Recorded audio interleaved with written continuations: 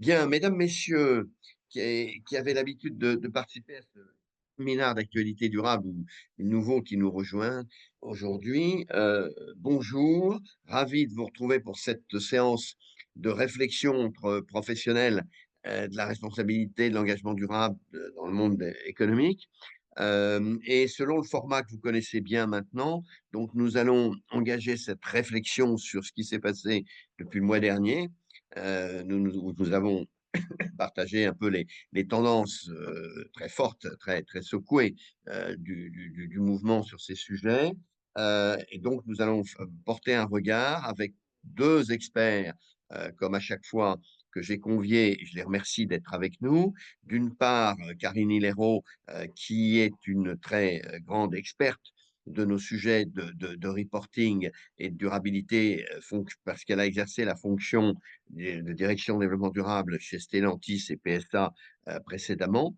Donc, elle a maintenant rejoint le groupe Grant Thornton, donc d'audit et de conseil, et elle parlera donc du point de vue des auditeurs qui sont particulièrement sur la sellette dans cette situation aujourd'hui, sur les textes. Et nous accueillons également Nicolas Bergmans, qui est à l'IDRI un spécialiste des politiques publiques et des politiques européennes, et donc qui a commis une étude très intéressante sur ce qui se passe au niveau européen aujourd'hui et qui nous donnera son éclairage sur les tendances de fond aujourd'hui, tel qu'il ressort de l'étude de ce think tank très important que j'apprécie beaucoup personnellement pour la pertinence et l'indépendance de ces analyses sur la durabilité.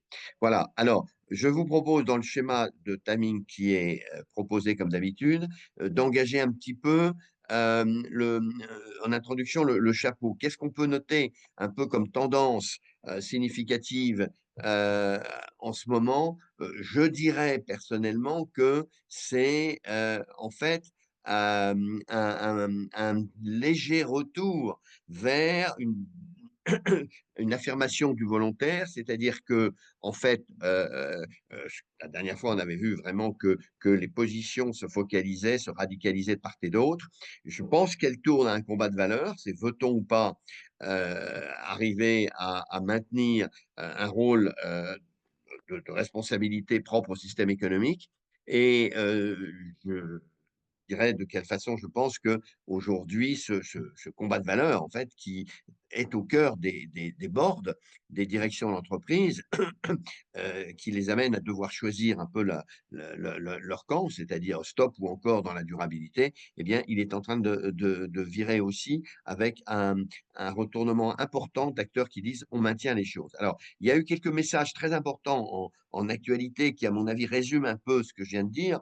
C'est la tribune de Jean Tirole qui est particulièrement pertinente, où il revient sur un phénomène mondial absolument majeur qui est l'affaiblissement, voire la disparition des politiques antitrust, et le fait que les entreprises n'ayant plus la pression de la régulation concurrentielle, aujourd'hui, comme alors lui dit, et notamment évidemment les GAFAM avant tout, s'arrogent des droits extraterritoriaux et font de la réglementation et ça devient des entreprises État.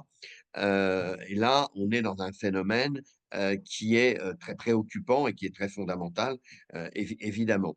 Dans le champ actuel qui un peu maltraite un peu tout ce qui a été fait jusqu'à maintenant et où l'Europe se cherche, on va y venir, est en train de gagner du temps, de simplifier certes, mais perd un peu le cap probablement. Euh, on a une grande incertitude sur les aspects techniques des réglementations, mais on le voit bien, une interrogation sur est-ce que l'Europe en fait toujours son modèle, et Nicolas Bergmans nous donnera son avis sur les orientations de fond. Est-ce que le clean est toujours du green ou pas?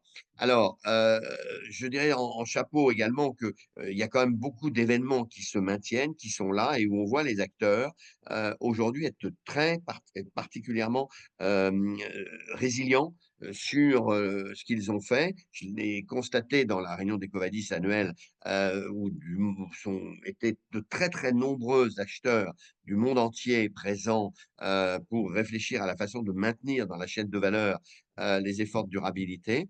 On voit en conclusion, je dirais que ce climat incertain fait le jeu de la Chine, c'est très clair aujourd'hui, et avec des analystes internationaux, j'ai cité les derniers articles de Foreign Affairs, sont vraiment intéressants, qui s'interrogent sur la pertinence de la part des Américains pour jouer cette carte.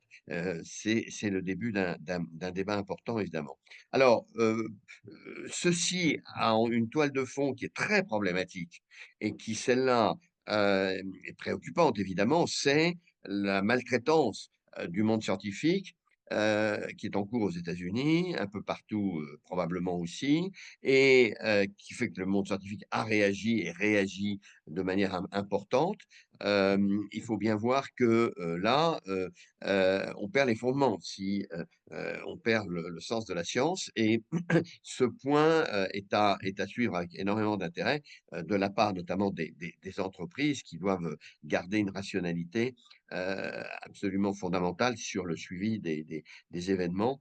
Voilà, alors il y a un, je dirais un contexte, de guerre commerciale qui s'engage, qui est clair, mais qui est probablement, et ça intéressant dans les analyses des médias et des uns et des autres, le prélude à une guerre monétaire en réalité, derrière ça. Et la science à bon dos, en fait, là, ça part un petit peu ça part à volo dans ce domaine, à suivre. Alors, acte 1, ce qu'on peut voir clairement, c'est qu'au côté du côté de l'Union européenne, hem, la révision des cadres, de régulation, CSRD, CS3D, et cetera, SFDR, vous avez tout ça en tête, taxonomie, j'y viendrai. Bon, jette un trouble sur, est-ce que vraiment, compétitivité et clean industry, vont rester, sustainable? Voilà. Est-ce qu'on va maintenir le cap de la soutenabilité? Alors la première conséquence, c'est qu'il y a un doute, c'est qu'il y a une suspicion, et donc un ressenti qui est pas bon du tout. Hem, alors, il y a eu pas mal d'études, hein, je vais en citer tout au long de cette présentation, qui sont, parues. Bon, heu, il y a, toute une, aujourd'hui, toute une réflexion quand même sur le fait que, pour des raisons qui sont liées aux impacts aujourd'hui, tant à l'égard de la santé, pour lesquels les études confirment et reconfirment aujourd'hui les risques engendrés par, les mauvaises pratiques industrielles, heu, il faudrait que le cap soit maintenu. Je cite l'étude de Lancet qui est connue, hein, qui se confirme, chaque fois, mais c'est vrai que rien que les conséquences sur la santé humaine et sur la nutrition sont très, très préoccupantes. Alors, parallèlement à ça, l'Europe donc s'engage, dans un nouveau plan, sur le Chemical Act, Critical Chemical Act, donc qui, va plus loin que REACH, là-dessus. Madame, Ribera, pardon, qui est en charge de ça, il travaille et veille. Il serait bon, j'espère que l'Union, va poursuivre ceci, qui évidemment est dérangeant pour la chimie, mais on a fait un avantage compétitif aussi pour la chimie européenne, d'une certaine manière, donc tout n'est pas non plus que de la contrainte.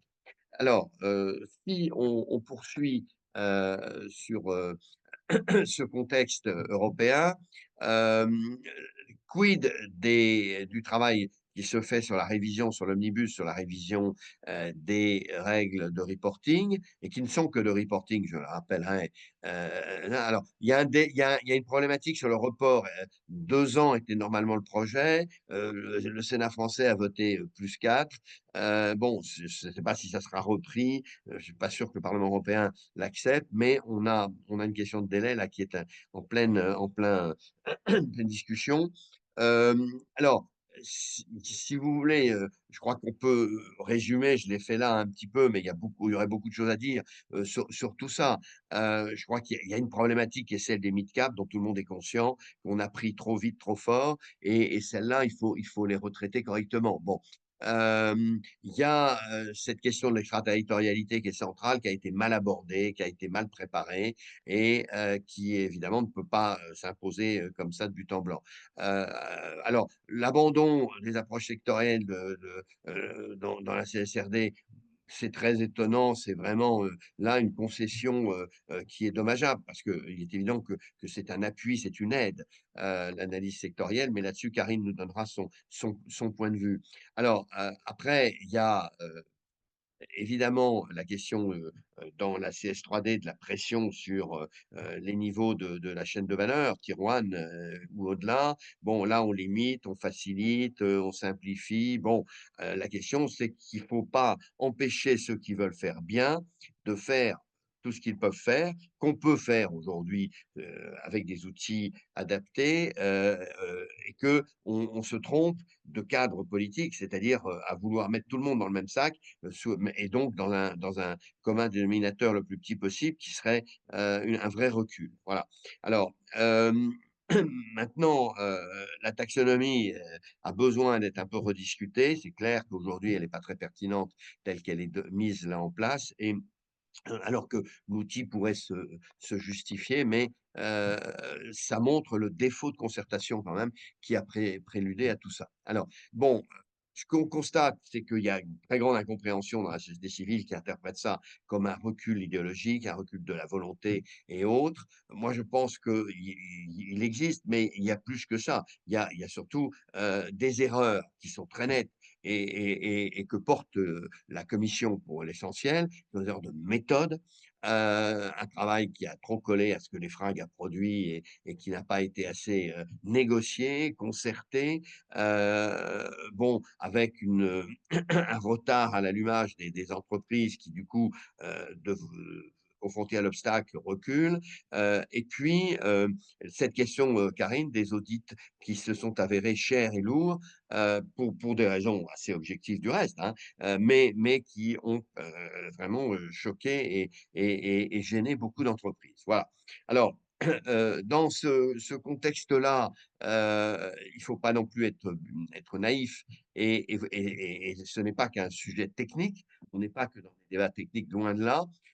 On est dans une problématique où les GAFAM imposent leurs lois très clairement aujourd'hui et veulent faire la peau, des régulations, DMA, DSA et autres, et s'attaquent aujourd'hui à la CS3D. Vous avez une initiative donc qui a été remarquée d'un congressman américain, Haggerty, qui dit, sous couvert de Protect USA, je ne veux pas voir la CS3D dans le paysage, international. Bon, alors, dans cette affaire-là, il y a un très bon article qui est sorti dans The Conversation de Alexandre Rambaud que je vous conseille, sur cette bataille de soft power, autour des normes extra-financières, qui est extrêmement importante, feutrée, peu analysée, mais qui est un combat Europe-États-Unis, et au-delà, sur la manière dont on envisage la régulation économique, aujourd'hui, et ça, c'est un rendez-vous qui est absolument majeur.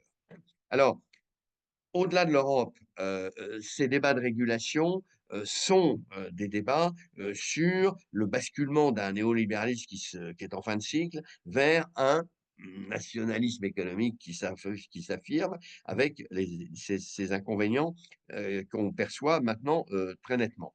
Alors, il y a un focus à faire sur les industries de défense et la RSE et la responsabilité qui est en cours, portée par les régulateurs qui veulent attirer le financement. Vous avez vu, ce débat est extrêmement intéressant puisque aujourd'hui on avait, chassé l'industrie de défense dans l'exclusion et je veux pas la voir, je veux pas la mettre, elle se débrouille toute seule et on l'avait sortie de la taxonomie de ce fait-là. Là, maintenant, comment, financer une industrie de défense à vocation défensive et qui se donne des règles du jeu, heu, que, les ONG pourraient reconsidérer quand même aussi, hein.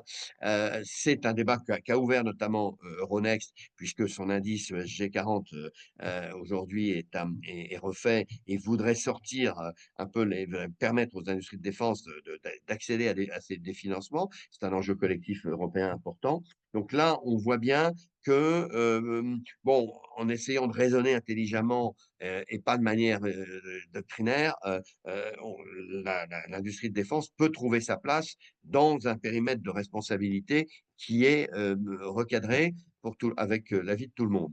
Voilà, donc on a, parallèlement à ça, des initiatives intéressantes à noter qui se passent. Et la plus importante, c'est l'accord que Total Energy a fait avec le système bancaire américain pour relancer sur le Mozambique. Et là, ça appelle plein de questions, effectivement, dont ce que Challenge a traité dans un numéro spécial extrêmement intéressant, je vous signale, traité aussi par le livre, hein, c'est les multinationales, qui est sorti récemment, qui est aussi remarqué, et qui est le fait que on assiste, tout ça n'est pas sans lien, on assiste à un certain succès d'un lobbying depuis 10-20 ans, est devenu extrêmement efficace. Le lobbying des entreprises est devenu extrêmement efficace et pèse beaucoup sur les décideurs.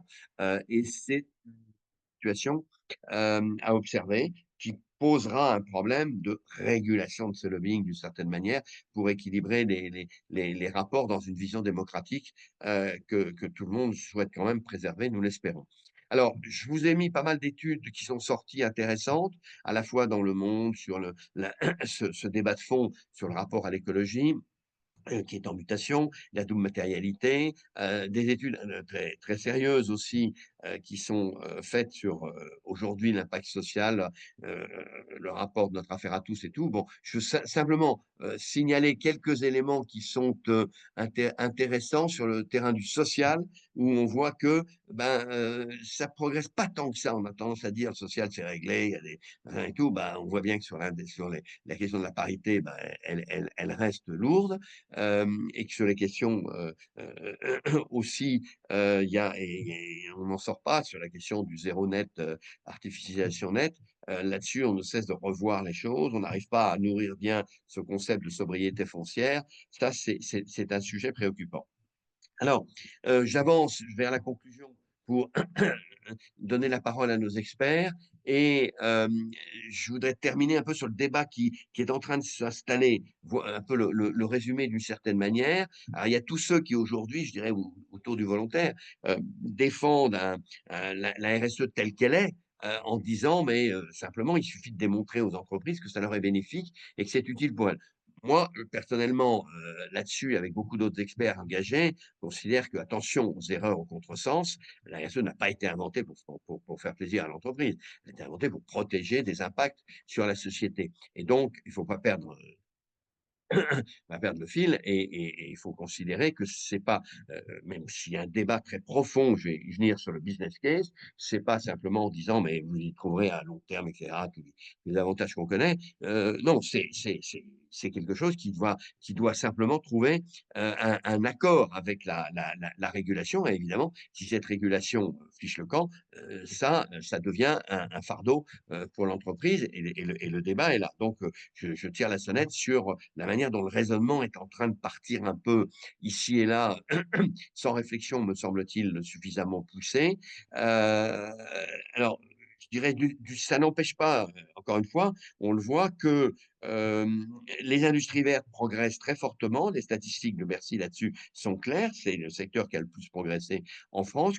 On a pu signer une charte d'engagement dans le secteur du commerce en ligne. Bravo, avec des avancées là d'autorégulation qui sont significatives. Donc c'est bien, et je laisse de côté le débat évidemment sur le judiciaire et la concertation, l'expertise à propos de la 69, qui est très important puisque là-dessus on n'arrive pas à bien définir en France ces concepts d'intérêt public majeur.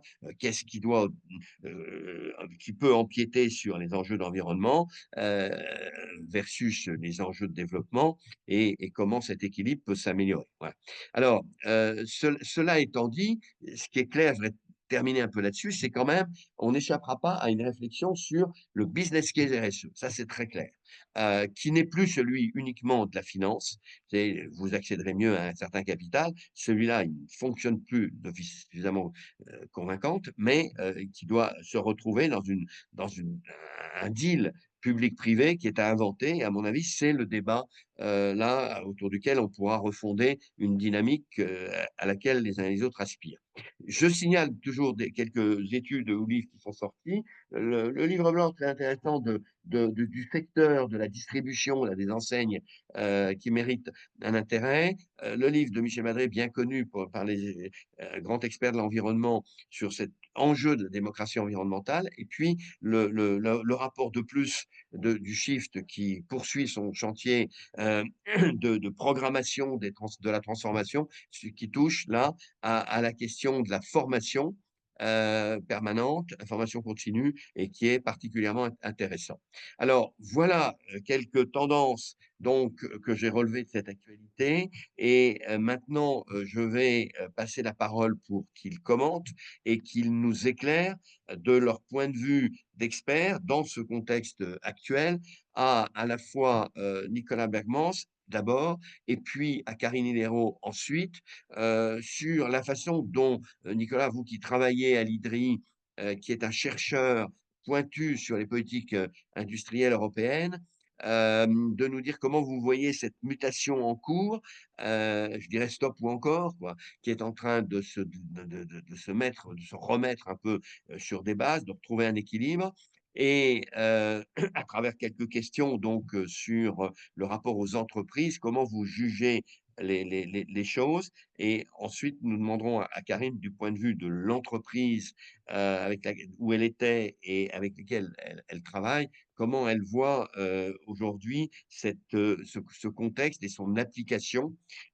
Voilà, alors merci d'être là. Nicolas, je vous, passe la parole, et nous vous écoutons.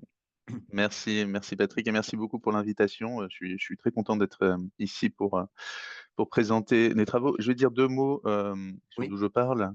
Donc l'IDRI, on est un think tank basé à Paris sur les questions de durabilité. On regarde beaucoup les questions de relations internationales. Et moi, dans ce cadre, j'ai enfin, ça fait plus de 10 ans que je suis les politiques européennes sur le changement climatique et la durabilité.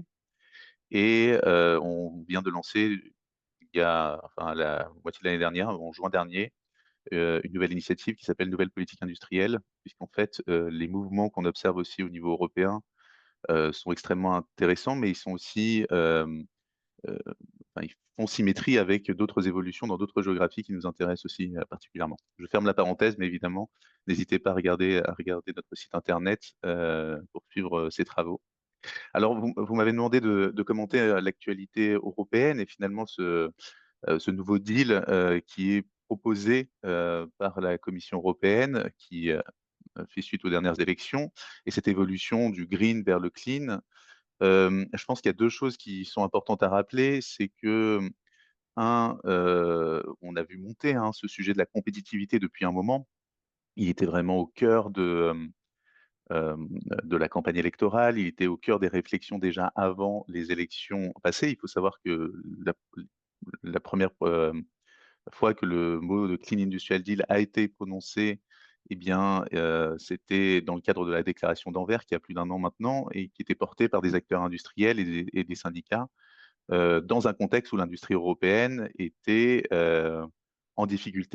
mise en difficulté, notamment par la crise énergétique, oui, consécutive à l'invasion de l'Ukraine, hein. Donc ça, c'est pour montrer un peu les racines un peu profondes de ces choses-là qui ont imprimé beaucoup l'agenda de la commission. Le deuxième moment clé, je pense que c'est le rapport Draghi.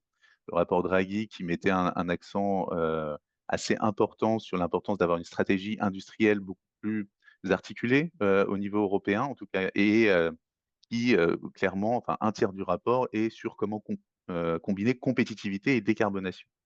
Ça, c'est vraiment ce qu'on a vu monter avec le temps et finalement ce Clean Industrial Deal, qui a été annoncé en même temps que le paquet Omnibus, hein, dont je sais que, l'autre intervenante aussi reviendra dessus, l'intervenante suivante. Eh bien, il était annoncé depuis longtemps, il a fait monter beaucoup d'attentes, d'espérances, dans di et assez contradictoires, hein. Ça, il faut quand même le oui, pointer, à ce moment-là. Le deuxième aspect un petit peu aussi filigrane, c'est que ce passage du green au clean, finalement, c'est l'aboutissement d'un processus qu'on a vu aussi durant la mise en place du green, du green deal, qui est un recentrage clair sur la question du climat. Parce qu'en fait, passer du green et passer du clean, c'est, dire, bah, la décarbonation, c'est le principal et quand on regarde aujourd'hui le voilà. rapport Draghi, il parlait de décarbonation, il parlait très peu du reste. Enfin, des autres aspects de la durabilité, je veux dire la biodiversité, le social très, très peu présents là-dedans. Donc, Oui, vraiment, il faut avoir ça, quand même, en oui, conscience. oui. Et la gouvernance, En pas du tout. Et les sujets de gouvernance, très peu. On Et n'y les touche pas. sujets de gouvernance, très peu, j'y viendrai, mais Oui, en tout cas, ça a des racines quand même assez oui, profondes. Donc on a un moment d'aboutissement. Ensuite, juste pour, revenir sur qu'est-ce que le Clean Industrial Deal? Finalement, l'idée de base, c'est de renforcer le modèle d'affaires pour la transition de l'industrie européenne. Hem que finalement les Européens doivent faire mieux ensemble pour tirer profit de leurs avantages, comparatifs, de différentes zones, éviter de dupliquer des politiques, faire mieux ensemble, améliorer l'infrastructure et cetera. Ça, c'est l'enjeu de base. Mais je pense que c'est quelque chose qu'il faut, pas sous-estimer, il faut pas sous-estimer puisqu'en fait l'Union européenne, on le sait, est habituée à traiter les sujets, en silo. Le sujet du commerce d'un côté, le sujet de la politique de concurrence de l'autre, le sujet des infrastructures énergétiques et cetera. Or, quand on est dans une dynamique de transition, il faut pouvoir aligner finalement, ces différents, curseurs politiques et bah, finalement, l'idée qui était derrière, ce que le rapport Draghi présente comme une stratégie industrielle, c'est de dire, bah, il faut vraiment, trouver des moyens d'aligner ces choses-là de façon beaucoup plus dynamique, de façon beaucoup plus articulée, de façon beaucoup plus européenne. Il y a cette proposition dans le rapport Draghi qui a fait beaucoup d'encre, hein, d'avoir, plus de fonds au niveau européen pour transformer, l'économie européenne, hein. Heu, donc maintenant, c'est à cette, avec ce regard-là qu'il faut regarder, les premières annonces de la commission. Un premier point sur la direction. Donc il y a eu une première communication avant le Clean Industrial Deal qui s'appelait la boussole de compétitivité et nous, comme on regarde, cette chose, enfin cette communication, c'est que, bah, finalement, c'est un peu tout sauf une boussole. Parce que quand on regarde, les différents aspects, elles pointent vers des objets très différents, des compétitivités de certains secteurs versus des objets de compétitivité beaucoup plus de long terme, pour l'économie européenne et la hiérarchisation entre ces différents objectifs n'est pas très claire. Pour, faire une comparaison, je pense que d'une certaine manière, le pacte vert tel qu'il était défini, donnait cette boussole-là déjà sur les questions au moins de décarbonation et en plus de durabilité puisqu'en fait on avait aussi d'autres, dimension environnementale, hein, qui était mentionnée. Donc finalement, quand on regarde cette boussole de compétitivité, on ne sait pas dans quelle direction, elle pointe clairement.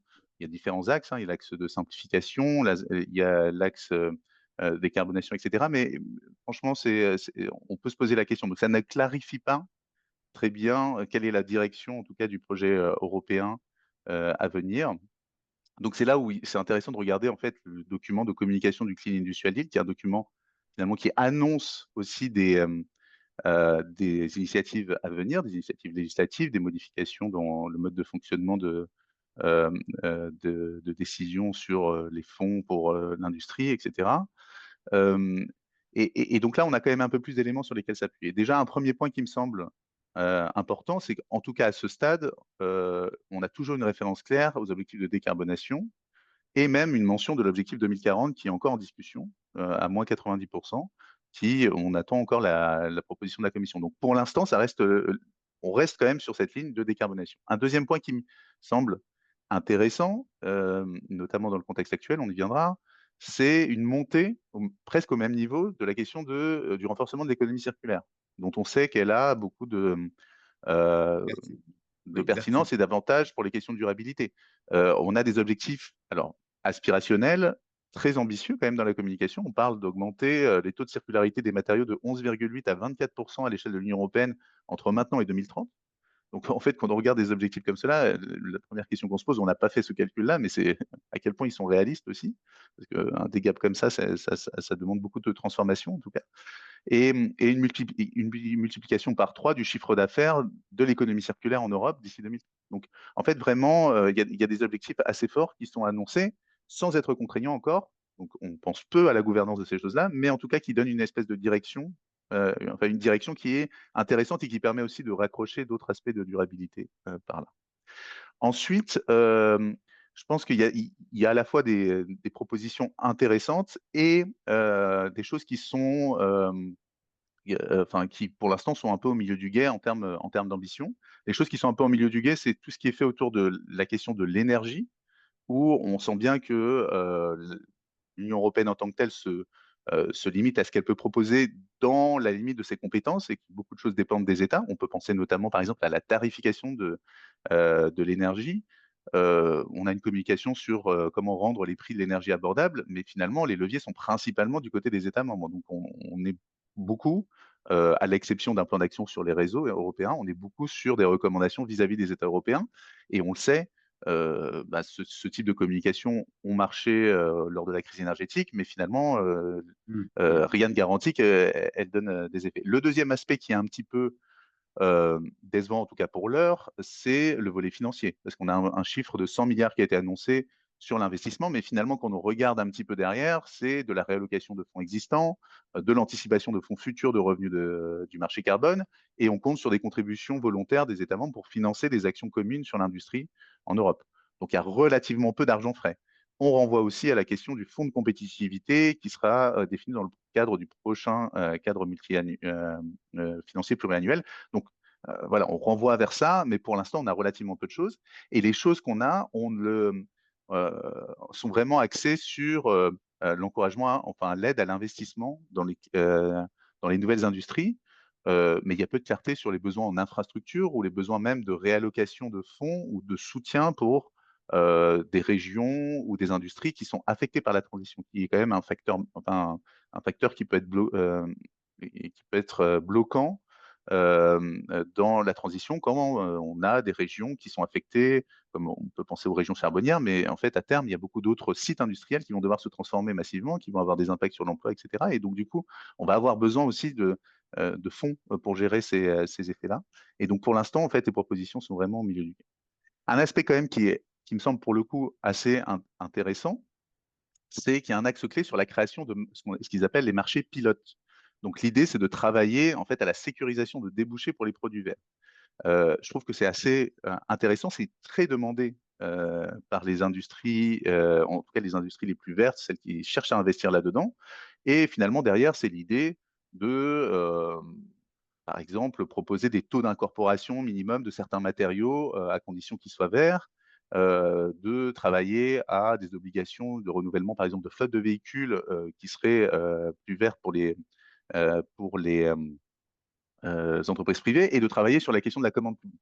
Alors évidemment, quand on pose ça, le diable est un peu dans les détails, c'est-à-dire que le niveau d'ambition va dépendre beaucoup de ce qu'on considère des produits verts et aussi de la manière dont on va mener ces discussions-là. Néanmoins, en fait, quand on connaît la situation de l'Europe et la particularité qui est euh, d'être pauvre en ressources énergétiques et en ressources minérales, et ben c'est bien par la manière dont on conçoit les marchés qu'on peut peut-être arriver à pousser Mmh. de l'ambition sur les questions de la transition industrielle.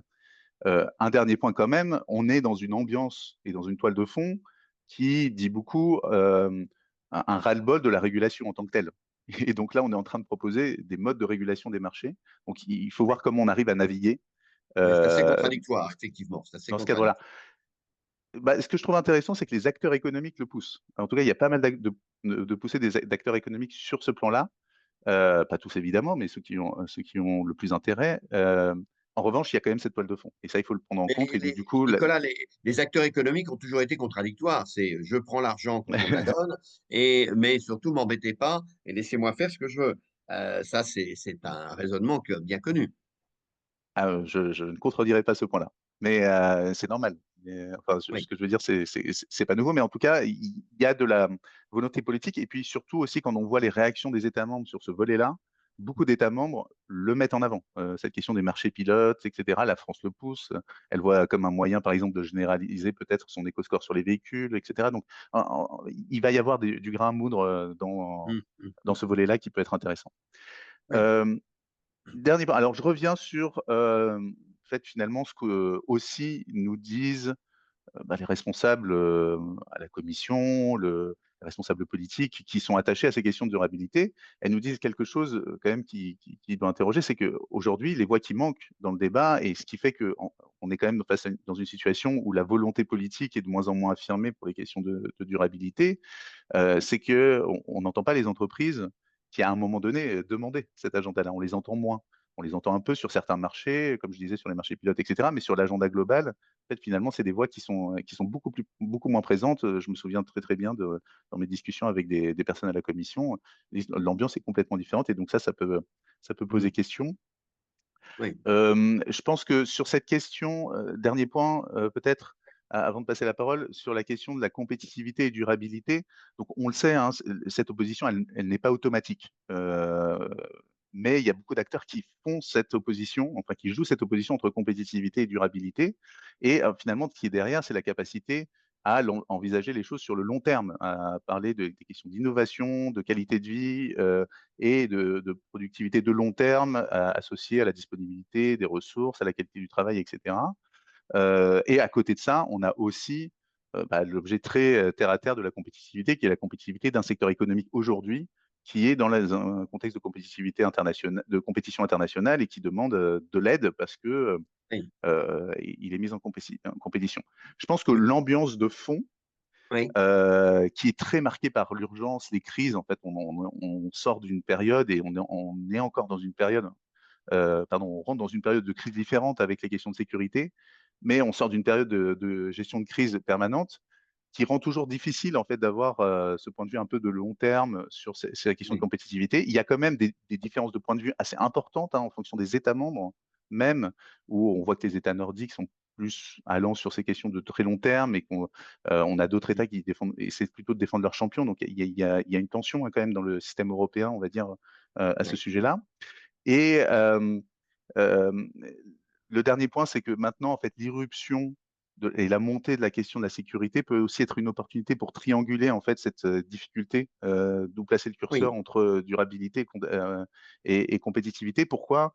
Et ben, parce que si on regarde, très froidement les questions de sécurité, il y a un lien direct avec l'accélération de la transition énergétique. J'ai pas besoin de faire le cas, mais enfin, je veux dire se débarrasser des énergies fossiles, c'est se débarrasser d'une vulnérabilité en termes de sécurité pour l'Europe. Donc ça, Oui. c'est assez clair et ça pousse aussi l'agenda, on y revient sur l'économie circulaire, la réduction des dépendances matérielles, travailler sur la productivité, des matériaux en réutilisant Mmh. ces matériaux, ça peut être quelque chose de très, très important. Si on regarde la sécurité en tant que telle, on peut aussi parler de la sécurité pour les acteurs économiques et je pense que, un triangle prévisibilité réglementaire retrouvé, travailler sur la sécurisation des débouchés pour les investisseurs dans la transition, travailler sur la réduction des dépendances, ça forme un agenda qui peut être assez cohérent et qui peut Mmh aussi mh. faire levier sur Mmh.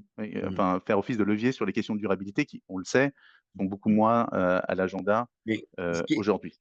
av avant de faire réagir, Karine, ce qui est très intéressant dans ce que vous dites, je voudrais que vous me le précisiez pour tout le monde, s'il vous plaît, c'est qu'en fait, on a quand même fait une énorme erreur de méthode, me semble-t-il. C'est en découplant tout ce qui était reporting de ce volontarisme industriel, et que, on a appliqué à tout le monde le fait d'aller apporter ceci, cela, sans que ce soit, je dirais fléché vers, une reconnaissance, une contrepartie que ceux qui s'inscrivent dans cette durabilité existent. Et là, moi, j'y vois, à la fois l'effet, mais je voudrais votre avis là-dessus, l'effet qu'il y a une compétition, de soft power que j'ai indiqué tout à l'heure, mais on a aussi un problème qu'on n'a pas résolu, c'est l'Europe veut-elle un modèle durable ou pas? Alors que son industrie et Karine le sait mieux que quiconque, son industrie, elle a un pied aux États-Unis, elle a un pied en Europe et elle est ambiguë. Et donc, il y a très peu d'industriels qui ne sont qu'européens et attentifs à une stratégie industrielle européenne dans laquelle ils s'inscrivent. Et on fait le grand écart, notamment sur l'énergie. Donc, on n'a pas résolu cette question-là. Il n'y a pas d'industrie européenne en tant que telle qui ne soit pas aussi très profondément ancrée dans les marchés financiers ou dans la production aux États-Unis. Et là, on ne sait pas très bien se positionner. Qu'en pensez-vous en peu de mots? Alors, en peu de mots, je pense que ce que vous décrivez est tout à fait vrai. Je pense qu'il y a quand même des tensions qui commencent à exister, hein. Je pense notamment au secteur de l'automobile où, il y a les manufacturiers, mais il y a aussi, les sous-traitants Oui. qui sont assez, qui sont parfois internationaux, mais qui sont par contre beaucoup plus allants sur l'idée d'avoir des règles plus locales, hein. On le voit déjà dans le débat public, tout simplement parce qu'en fait, ce seraient eux les principaux perdants d'une course aux capacités mondiales, aux surcapacités mondiales, par exemple dans le véhicule électrique. Et donc du coup, ils sont assez preneurs d'avoir plus de sécurisation de leur marché, de leurs débouchés, via, par exemple, des réglementations environnementales, voire même, pour certains le proposent, des réglementations localisées, quoi. C'est-à-dire de dire, Mmh. le made in Europe est important. Hem, ça, c'est quelque chose en fait à travailler. Aujourd'hui, moi, ce qui me semble le plus, enfin, qui me semble assez préoccupant pour l'instant, c'est qu'il y a très peu de pensées sur la gouvernance, ne serait-ce que, de lieux où on peut discuter en européen de quelle est Voilà. la bonne stratégie industrielle. Il y a quand même ces embryons, alors ces tables rondes qui sont lancées dans le cadre du Clean Industrial Deal sur l'automobile, sur l'acier, mais en fait, quand on regarde les plans d'action qui sortent, on a quelques annonces nouvelles, mais on a quand même beaucoup de rappels de ce qui est déjà fait et on n'a pas vraiment de processus de suivi derrière et cetera. Mmh, Donc mmh, il y a une vraie mmh. question de gouvernance, Oui.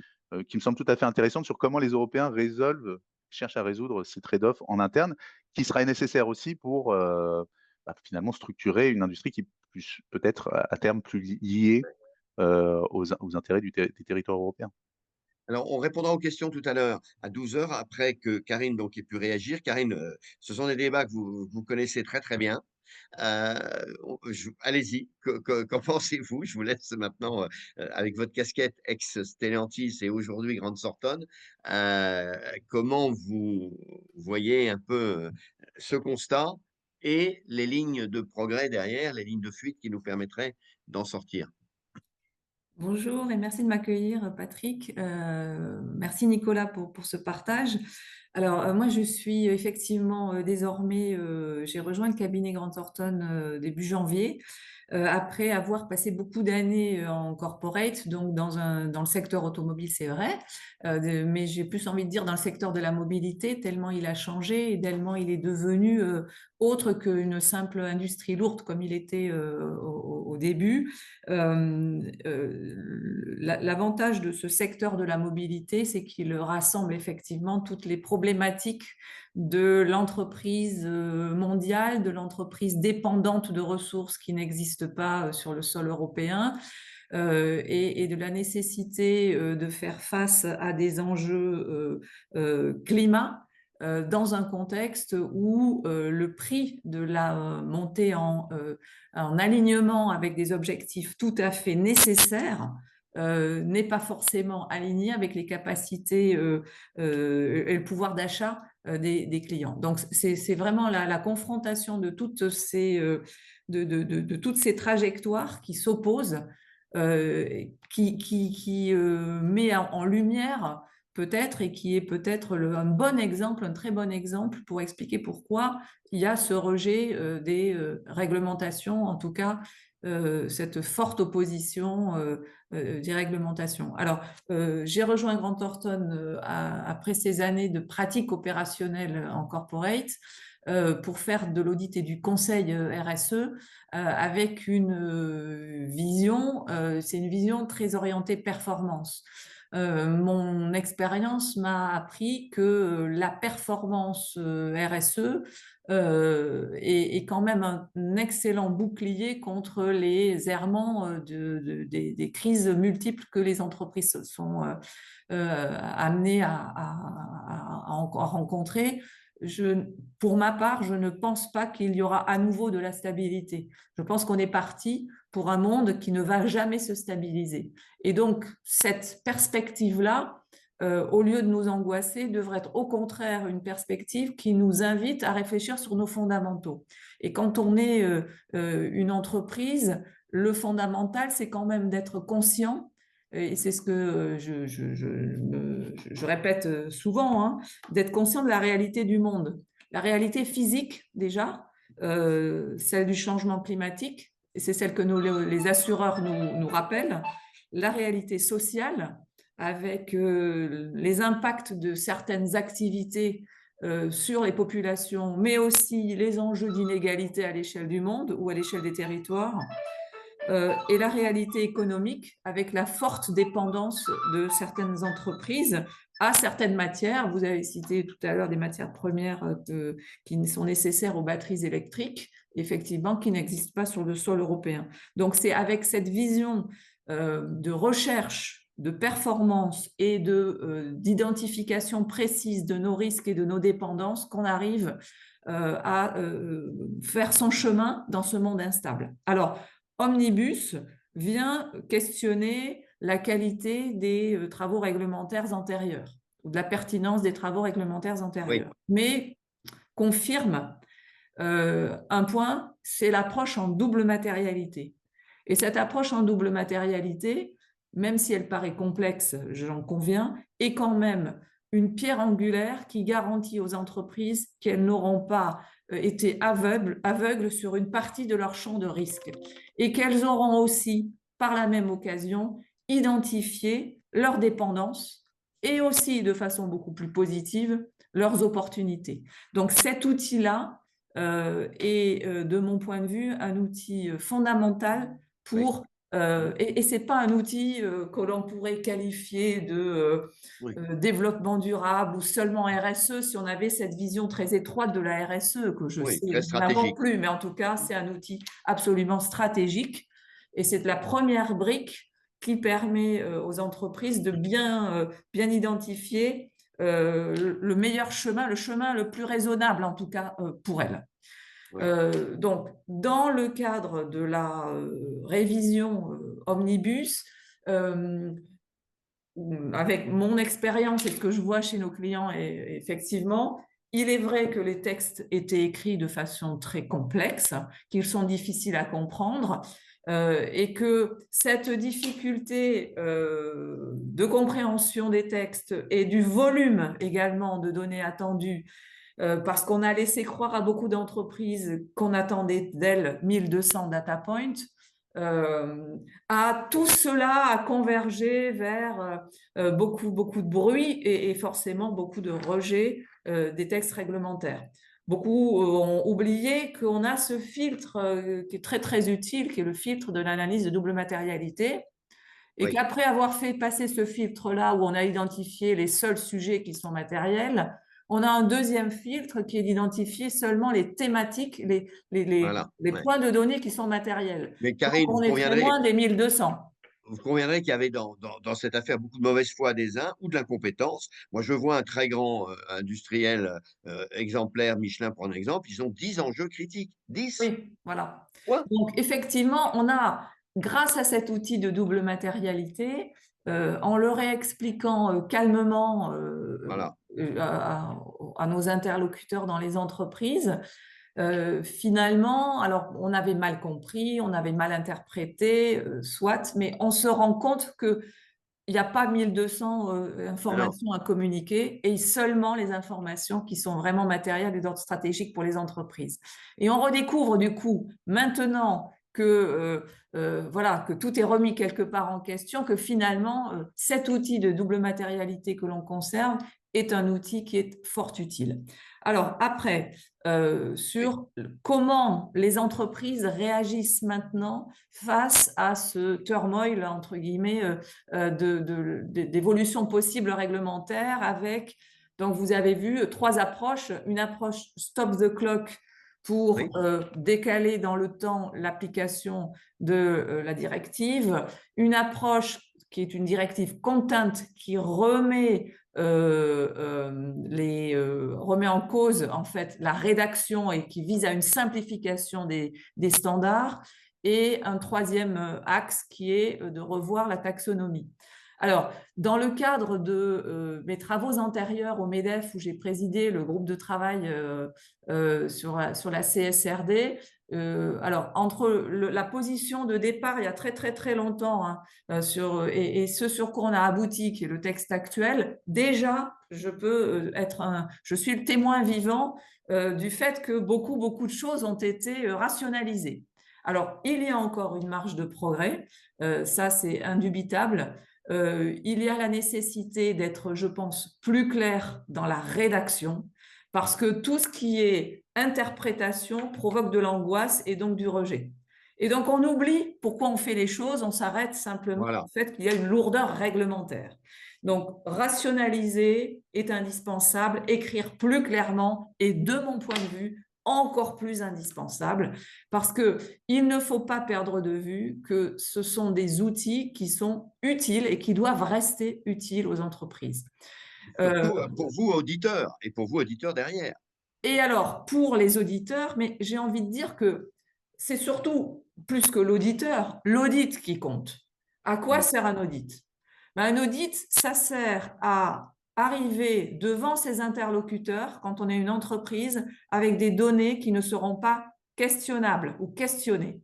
Et ou bien on est dans l'audit contraint, ou bien Ouais. on va basculer dans de l'audit volontaire, indubitablement. Pourquoi? Parce que nos assureurs, nos investisseurs, nos parties prenantes, quelles qu'elles soient, si elles n'arrivent pas à être rassurées par un audit réglementaire qui serait Mmh. trop léger, vont Mmh. demander de toute façon d'avoir une carte verte, si on peut dire, Ouais. Ouais. tamponnée par une tierce partie, un tiers de confiance. Et je le vois bien maintenant, c'est ce que nous demandent nos clients. Voyant ce décalage, eux ne vont pas décaler leur travail ou leurs activités pendant 2 ans ou se mettre en pause. La vie Ah non. continue.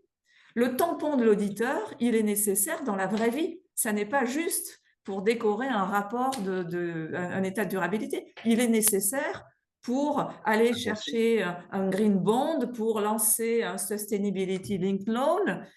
Tous Mmh. ces éléments-là demeurent.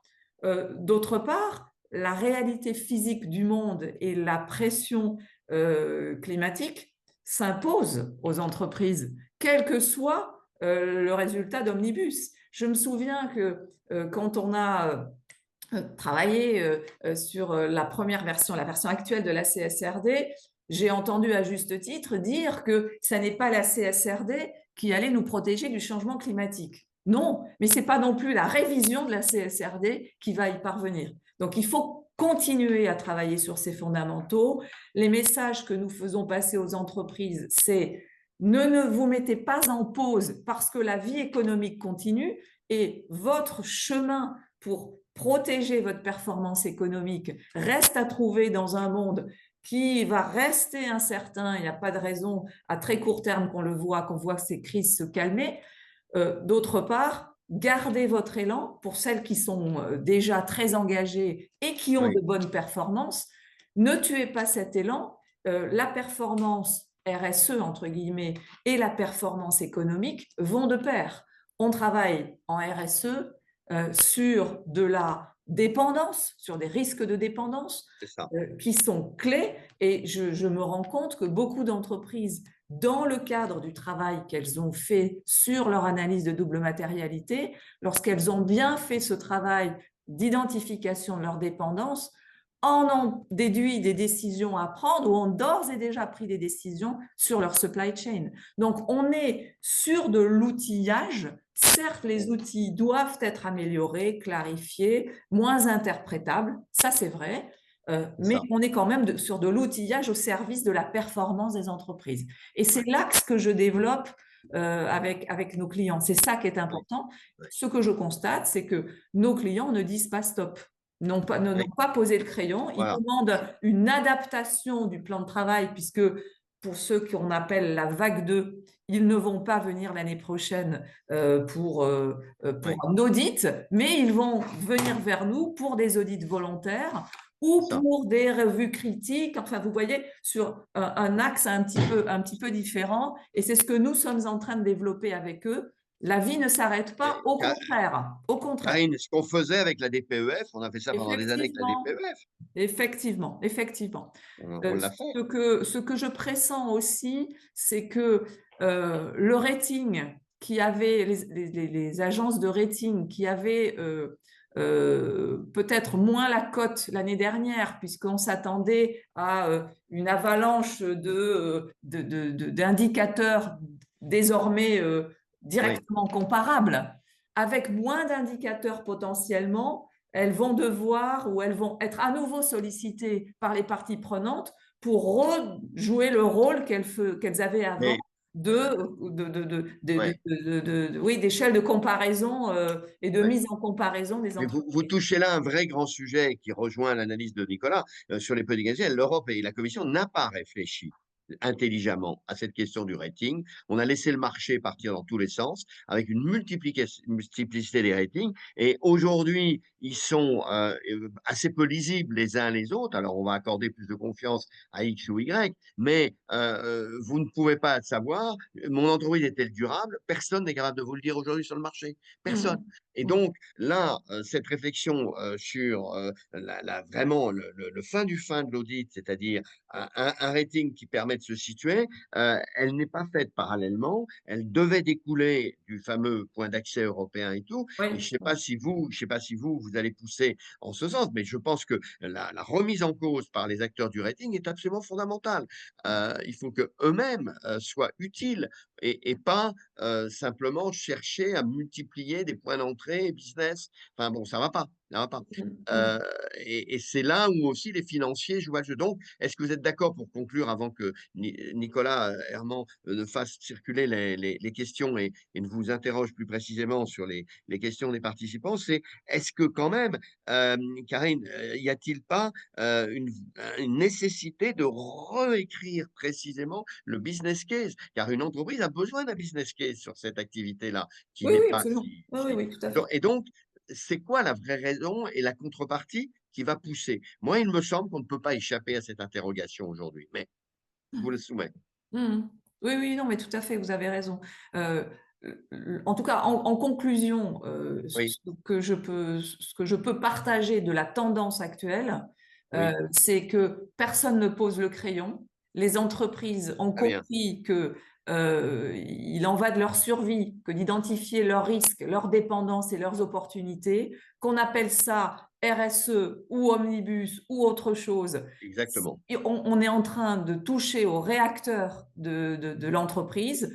Je vois bien que les passages en board, lorsqu'on rend compte des résultats d'audit, eh bien, ça rebondit beaucoup sur ces sujets-là. Les boards sont très intéressés par ce que les auditeurs apportent. Nous parlons business, nous parlons performance. En tout cas, moi, je parle business et performance et mes collègues de Grant Thornton aussi. C'est notre approche et je vois bien qu'il n'y a aucune envie de la part de nos clients d'arrêter de creuser ces thématiques-là parce qu'ils ont bien compris qu'il en va de la pérennité de leur business model. Nicolas Herman, tu as vraiment là une transition formidable pour le questionnement. Et moi, je crois vraiment que ce que vous dites, Karine, est très important. Et c'est pour ça que j'ai confiance aujourd'hui dans la capacité des entreprises à refaire un saut en se réappropriant quelque chose qu'il n'était pas inutile de resimplifier, de rationaliser, comme vous Ouais. l'avez dit. Euh, Nicolas, vas-y. Arnaud? Arnaud, Pas excuse-moi, de je problème. fais l'erreur. Je fais Je vais l'erreur. rebondir tout de suite Arnaud. sur votre dernier propos, Karine. Et n'hésite pas, alors il n'y a pas eu encore beaucoup de questions, je pense que vous étiez très attentif à écouter. Alors j'en propose quelques-unes.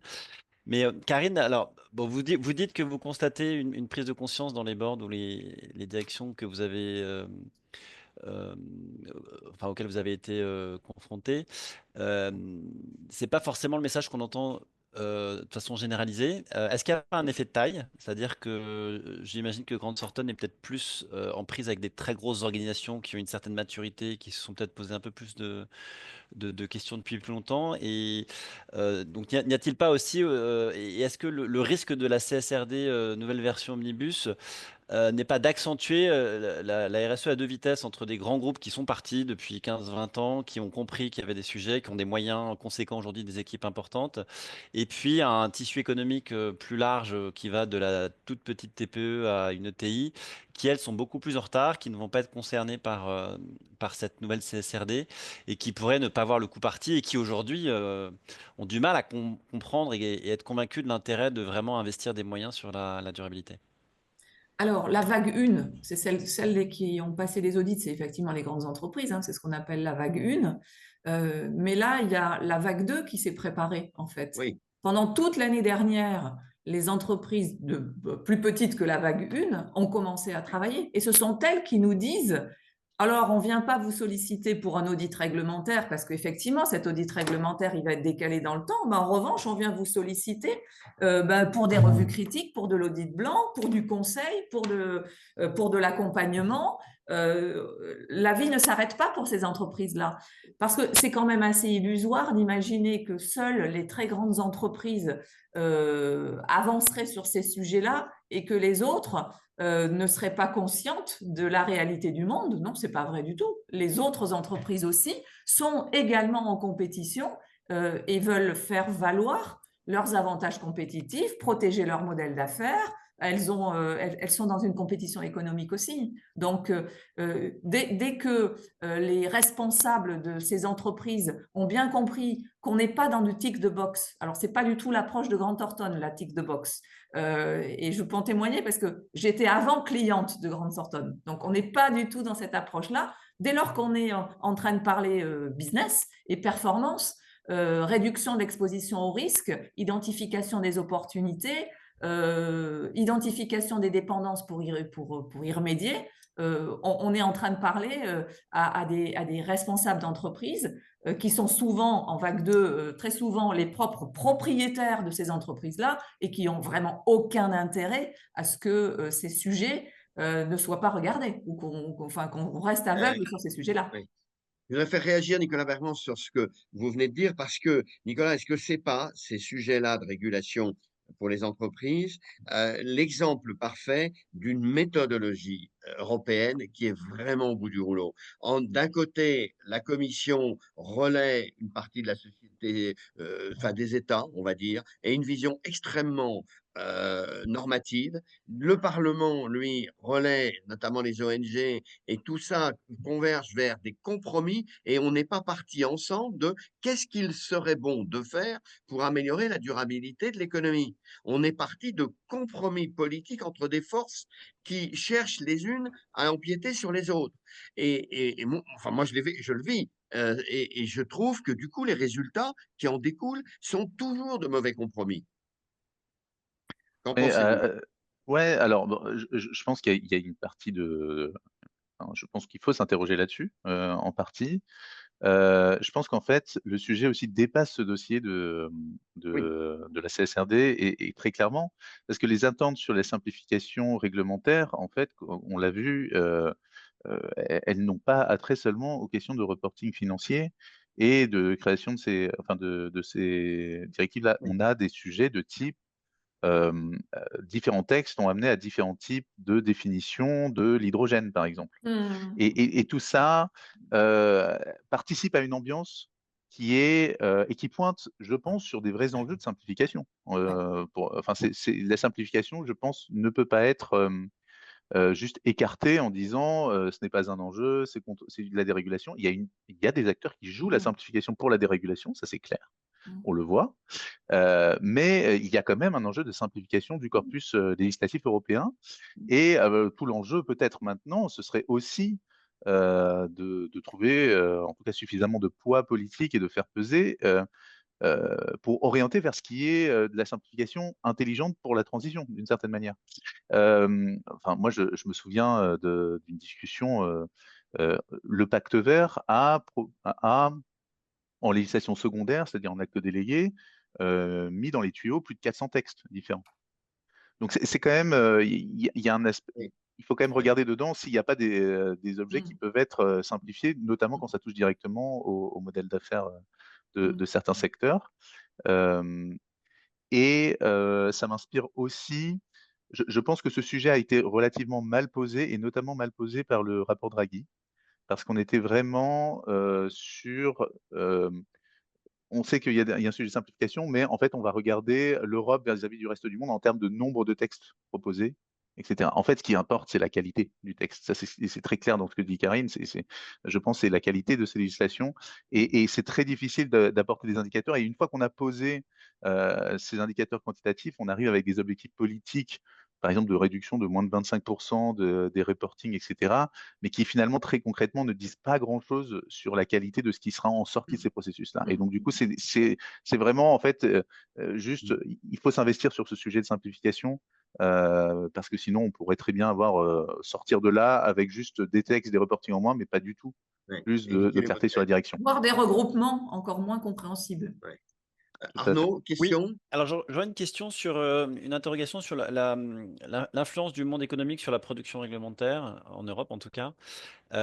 Question de temps. Là, Karine, vous avez mentionné que vous aviez participé aux travaux du MEDEF autour de la CSRD. Comment aujourd'hui vous interprétez les prises de position du MEDEF et par extension de la FEP suite à l'omnibus et qui, de mémoire, ont demandé à aller encore plus loin une fois que l'omnibus a été publié? Et de façon plus large, peut-être aussi pour Nicolas, est-ce que on peut se poser la question d'un poids des lobbies d'entreprise trop important dans l'influence de la production réglementaire? Est-ce que c'est un rattrapage parce que le Green Deal aurait été trop influencé par les ONG? En tout cas, ça interpelle sur Oui, un l'enjeu sujet. démocratique européen. L'un Alors et moi, l'autre. je vais pas commenter les positions des uns et des autres, puisque j'ai un devoir de réserve et aussi un état mental de loyauté. Donc, je ne ferai pas ce commentaire. Je peux témoigner néanmoins que la parole des entreprises est peut-être écoutée. Est-ce qu'elle est entendue? Je n'en suis pas sûre. Parce que la complexité du corpus réglementaire, ne serait-ce que dans son expression écrite, montre bien qu'il y a un grand écart entre le rédacteur et celui qui va ensuite appliquer le texte au quotidien. En tant Mhm. que practitioner, je ne sais pas comment on dit en français, Praticienne. praticienne, voilà, merci Patrick, des réglementations dans mon poste précédent, je me suis arraché les cheveux, il m'en reste encore, vous voyez, mais beaucoup sur l'interprétation des textes.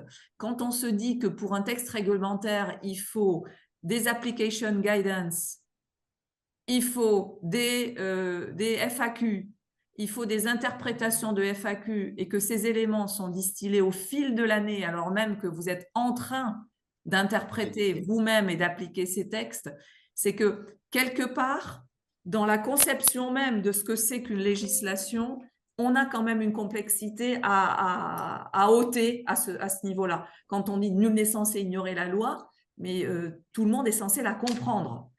Là, on a vraiment une difficulté de rédaction des textes, d'incohérence entre certains textes, effectivement. Donc ça, c'est quand on est encore plus expert, on se rend compte de l'incohérence de certains textes. Donc tout cela, nous l'avons remonté quand j'étais dans ce groupe de travail au MEDEF. Je ne sais pas si ça a vraiment été entendu. Ça répond à ta question, Arnaud. Oui, je veux bien entendre Nicolas sur l'importance des lobbies d'entreprise aujourd'hui auprès de la Commission européenne.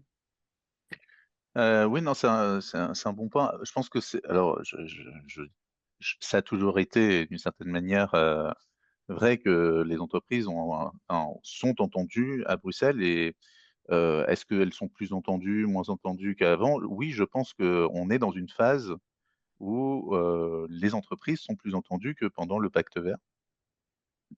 Mais quand je dis les entreprises, en fait, finalement, c'est Oui, plutôt les organisations d'entreprises. Et derrière, elles défendent un, un- des positions qui peuvent être vues positivement par certains acteurs, certaines entreprises, et pour d'autres, beaucoup moins. On le voit bien, en fait, il y a une diversité d'acteurs très importante. Je pense que c'est une conséquence bah, peut-être aussi du fait qu'une réaction au pacte vert, ça c'est clair, mais c'est aussi une conséquence tout simplement des shifts politiques qu'on observe. Euh, oui. Aujourd'hui, les élections parlementaires européennes ont montré que finalement, le parti pivot dans le Parlement précédent était le parti centriste Renew. Le parti pivot aujourd'hui, c'est le parti de centre droit, le PPE. Oui. Et donc, du coup, c'est eux qui ont cette capacité politique à former, à être le faiseur d'alliances majoritaires. Et donc, voilà, on sait que Il c'est faut des dire, partis et Nicolas, politiques, c'est une famille politique qui est plus ouais. sensible en tout cas et qui écoute de façon Et beaucoup plus Nicolas, attentive les intérêts de il faut certaines dire, industries. Pardon. sinon on comprend rien, il faut dire Mhm. qu'il est fondamentalement avec un centre de gravité allemand, lequel, Oui, tout à fait. Oui. a une pensée d'une part et une structure industrielle d'autre part qui sont très différentes de la nôtre. Mm. S'il n'y avait eu que la France, le texte serait passé comme il était prévu. Et en réalité, ce sont les Allemands qui ont fait basculer ceci, soit parce qu'ils ont des entreprises moyennes, petites, qui découvraient beaucoup ceci, Oui, c'est ça. soit parce que, il y avait, une sorte de complexité qu'a décrite très bien Karine, qui, les surprenait. Bon, et c'est du côté des Allemands que ça a flanché. C'est pas Mmh. tellement chez nous. Beh, Heu, vous avez raison, je pense que le critère taille d'entreprise et type d'entreprise a été le driver de cette opposition. bien sûr, bien sûr. Les Allemands, ont évidemment, ils ont des grands groupes, hein, mais ils ont un Oui, tissu d'ETI qui est conséquent et oui, qui, a découvert, en fait, voilà. la CSRD d'un seul coup. Oui, oui, Et bon, voilà, ce choc a été brutal oui, et alors les entreprises françaises, de cette taille-là aussi, sont confrontées à une difficulté de oui. compréhension et ça, il est indubitable qu'il faut vraiment changer ces textes-là. Il faut les rendre plus clairs, plus praticables. Pour Mais les mid-cap, moi, ce c'est que je trouve impératif. rassurant, c'est que les entreprises françaises qui sont dans la course, économique, qui n'ont pas envie de perdre du terrain, qui veulent faire valoir leurs avantages compétitifs, et qui veulent réduire leur exposition aux risques, et aux dépendances, elles ne lâchent pas le crayon, hein, en fait, elles continuent à travailler. C'est ça, c'est ça. Moi, je partage votre sentiment plutôt, confiant, sur le fait que le travail va se faire et que tout ça va se décanter et que, probablement on n'est pas au bout des textes. C'est-à-dire qu'il y aura une phase, peut-être à 2 ans, révision, re-révision. Alors est-ce que pendant ce temps l'ISSB ma dernière question, est-ce que les Américains n'avancent pas plus vite que nous et ne sont pas en train d'imposer mondialement un référentiel, qui a le mérite du volontarisme et de la simplicité? Alors effectivement, ils poussent, alors en même temps, il y a une recherche d'interopérabilité. Oui, Ce qui est, de mon point de vue, assez rassurant. Après, voilà, l'ISSB, c'est un référentiel privé. L'Europe, régule. Ce sont ouais, toujours les 2 mêmes, approches, les ouais, Américains versus les Européens. Hem, voilà, enfin, après, les entreprises, comme vous l'avez dit, les grandes en tout cas, mais même une certaine, part des ETI, sont, dans des géographies multiples. Donc, ouais, il ne faut pas, de mon point de vue, monter le référentiel privé versus la réglementation. Il faut que les entreprises, arrivent à, s'aligner avec les 2 pour pouvoir maintenir leur présence économique partout ouais, et leur ouais. performance. Une question de conclusion, Arnaud, je te Oui, laisse. bah, ça tombe bien parce que je pense que c'en est une. Pour revenir peut-être plus sur votre intervention, Nicolas, et la présentation du Clean Industrial Act, est-ce que, enfin, double question, est-ce que on n'a quand même pas changé de dimension? C'est-à-dire que le Green Deal était quand même plutôt un nouveau modèle de société proposé, environnemental et social. Là, on est quand même sur une approche qui est un peu plus technique, industrielle. Donc, est-ce qu'il n'y a pas quand même un renoncement, une certaine ambition de projet de société européen à travers ce nouveau programme porté par la nouvelle Commission? Et en toile de fond, le Clean Industrial Deal a l'air de porter une approche assez techno-solutionniste des enjeux de développement durable, en tout cas environnementaux, là où le Green Deal, et notamment son corpus de centre, la taxonomie notamment, proposait plutôt une transformation des modèles d'entreprise. Donc est-ce que cette évolution, enfin est-ce que vous validez cette évolution dans la nouvelle ambition portée par la Commission? Alors, si on regarde, enfin, disons, la portée politique de ces arguments, on est clairement sur une focalisation sur quel est le modèle d'affaires pour les entreprises, donc avec les technologies, avec quand même des axes sur l'économie circulaire où on peut faire rentrer des notions de réduction d'empreinte matérielle, etc. Donc ça efface pas complètement, il n'y a pas que du technosolutionnisme derrière ça, il y a un gros sujet autour de ça. Mais quand on parle, par exemple, de création de marché, eh ben, encore une fois, le marché, on peut le créer de manière à être plus sobre, plus durable, et cetera, hein. Donc, je pense pas du tout que, le curseur ait tant changé que ça. Et le deuxième point, là-dessus, c'est que, le Clean Industrial Deal se place comme une mise en œuvre du pacte vert, des objectifs, du pacte vert et notamment de décarbonation. Voilà, donc on n'est pas en train de dire, en tout cas pour l'instant, on va tout réinventer, on va tout rechanger, changer les curseurs qu'on a mis juste avant. Ceci étant dit, c'est clair qu'il y a moins de portée politique pour d'autres sujets qui sont importants. La biodiversité n'est nulle part citée, Et donc du coup, ça veut dire qu'avec ce qu'on a eu dans le pacte vert, et ben, on n'aura pas, heu, beaucoup, en plus. Mmh, mmh, On a mmh. quelques sujets quand même qui émergent, mais qui sont retournés un peu dans une case politique environnementale de l'UE. On a notamment l'idée d'avoir, une stratégie d'adaptation au changement climatique, une révision du cadre sur l'eau. Bon, mais en tout cas, elles ne sont pas dans la grande stratégie de l'UE. Elles ne sont pas aussi reflétées et donc ça, c'est un problème parce qu'évidemment, en termes d'ambition et en termes de cohérence entre ces différents objectifs, il va falloir, un petit peu, ça va être plus dur de recoller les morceaux. Ouais, ouais. Voilà. Merci.